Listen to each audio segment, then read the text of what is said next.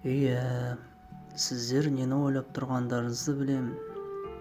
Мына 52 жастағы коктейль миксерін сатушысы 50 штат пен әлемнің 5 мемлекетінде орналасқан 1600 мейрамханасы бар, табысы $700 миллион асатын фастфуд империясын қалайша құрған?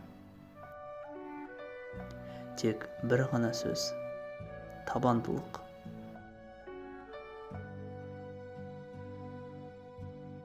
Бұл әлемде ешбір нәрсе сол баяғы табандылықтың орнын баса алмас. Талант та емес.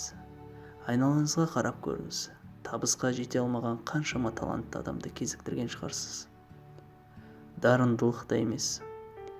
Бағаланбай қалған дарынды тұлға әлдеқашан стереотип болып кеткен. Жоқ, білім де емес. Дипломын қолға ұстап жүрген ақмақтар қаптап кетті. Тек табандылық пен шешімділік бізді талай белеске алып келетін шынайы күшіміз.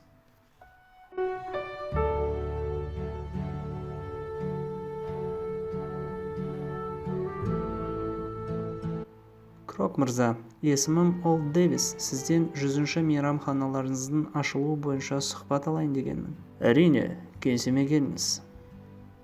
Және де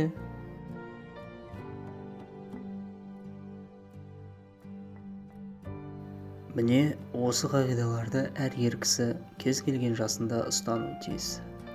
Тіпті құрдастары зейнетке шығу жайлы ойланып жүрсе де.